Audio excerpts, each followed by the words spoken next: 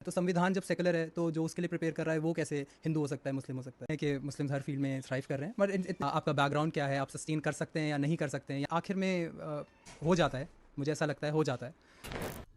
Hello आदाब, मैं हूं हफ्सा बानो सिद्दीकी और आप देख रहे हैं रियल एक्सप्रेस। आज हमारे साथ मौजूद है यूपीएससी में फतेह हासिल करने वाले, कामयाबी लाने वाले शादाब अली खान। आइए जानेंगे उनसे कैसी रही उनकी ये यूपीएससी की जर्नी, जिसके बाद उन्होंने 415 रैंक इसमें हासिल की। सबसे पहले शादाब, आपको बहुत बहुत मुबारकबाद, congratulation. Thank you so much. Sir, अब बताइएगा कि कैसा रहा ये इतना मुश्किल सफ़र, क्योंकि U P S C one of the toughest exam of all India. So कैसा रहा, was your experience? I would say it was a roller coaster ride. तो full of ups and downs, more downs than ups, but आखिर में वो कहते हैं ना कि all's well that ends well. तो finally I have made it, so I am very happy. Jamia की कोचिंग आरसीए से आपने लिया, तो क्या हेल्प मिली वहाँ पे, क्योंकि बहुत अच्छा उनका परफॉर्मेंस एवरी ईयर रह रहा है यूपीएससी के पॉइंट ऑफ व्यू से? मैं कहूँगा R C had been very lucky for me. मतलब मैं आर सी ए जाने के बाद ही जो है मेरा हुआ है क्लियर, क्योंकि वहाँ पर एक एटमॉस्फेयर मिल जाता है, कंपनी मिल जाती है, तो आपके फेलो एस्पिरेंट्स हैं, फिर जो स्टाफ है वो बहुत ज़्यादा सपोर्टिव है, तो अलग अलग स्टेजेस में, अलग अलग फेजेस में वो बहुत ज़्यादा सपोर्ट करते हैं, तो वो काफ़ी हेल्पफुल रहा मेरे लिए। और एक सवाल जो बहुत कॉमन क्वेश्चन है, वो पूछा जाता है कि भाई कितने घंटे पढ़ाई करनी पड़ती है, किस तरह से इसको, मतलब शेड्यूल क्या होता है?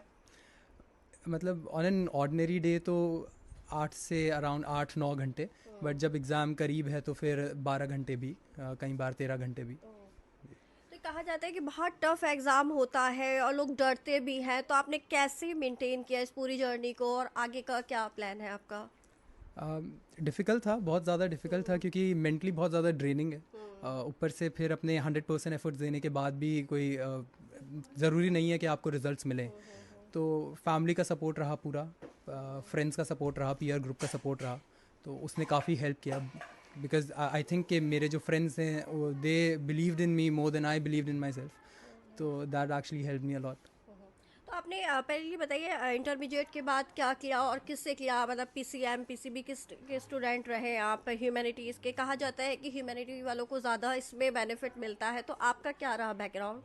मेरा बैकग्राउंड तो साइंस था, पीसीएम था मेरे पास, अच्छा। और उसके बाद फिर मैंने बीटेक किया मैकेनिकल इंजीनियरिंग में, और फिर फर्दर मैंने सीएससी के लिए। अच्छा, ये क्या है कि बहुत देखा गया है बीटेक वालों में, एक बल्कि साइंस के हैं, लेकिन उनमें क्या एक कहोगे कि कीड़ा होता है कि नहीं, बीटेक के बाद या उसके बाद कि अब हम यूपीएससी करना है, जबकि यूपीएससी को कहीं ना कहीं कहा जाता है कि ह्यूमैनिटीज़, क्योंकि हिस्ट्री हो गया, पॉलिटिकल साइंस हो गया, इस टाइप के ज़्यादा रहता है। लेकिन जो एस्पिरेंट्स आते हैं या जो सक्सेसर होते हैं, उन लोगों में देखा जाए कि वो बीटेक वाले भी होते हैं।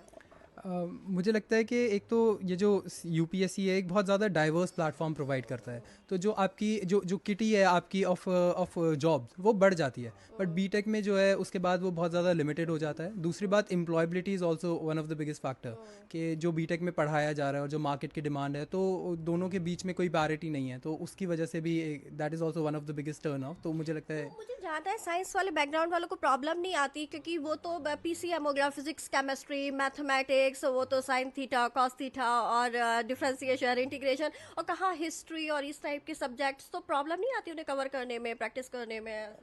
मैं अपना पर्सनली बोलूँ तो मुझे तो बहुत मज़ा आया, क्योंकि मैं जब 10th में 12th में उसके बाद भी मैं सिर्फ यही पढ़ा था, साइंस पढ़ा था, फिज़िक्स पढ़ा था, मैथ्स पढ़ा था।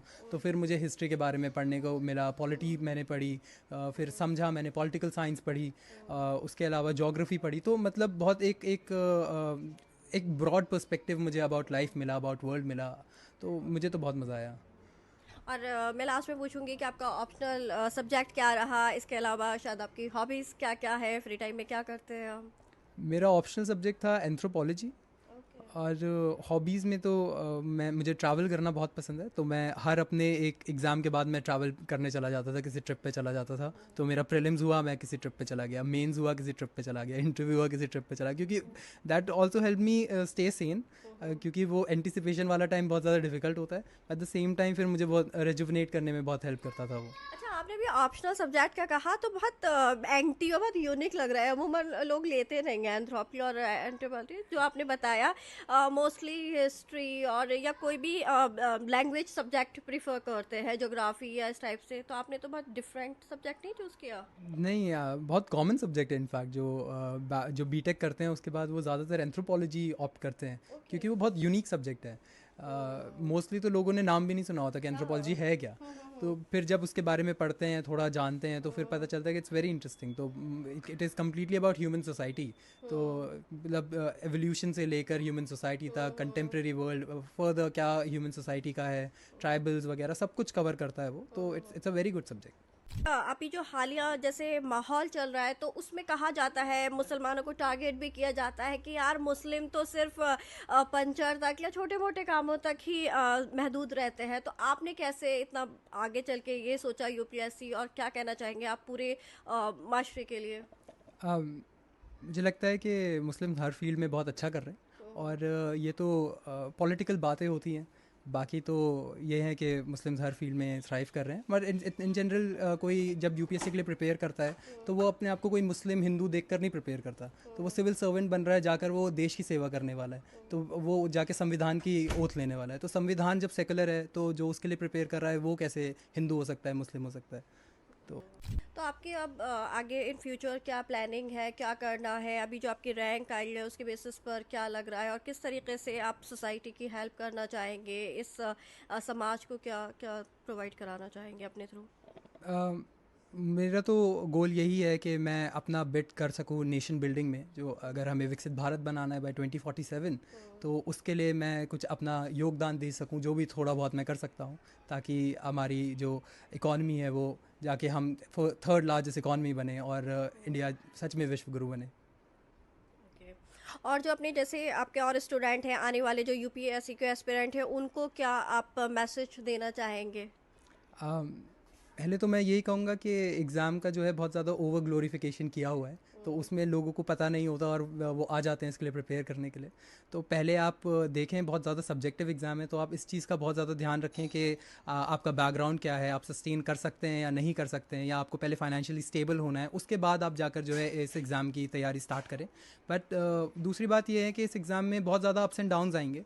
तो लो फेजेस आएंगे, डेफिनेटली आएंगे, बट आखिर में हो जाता है।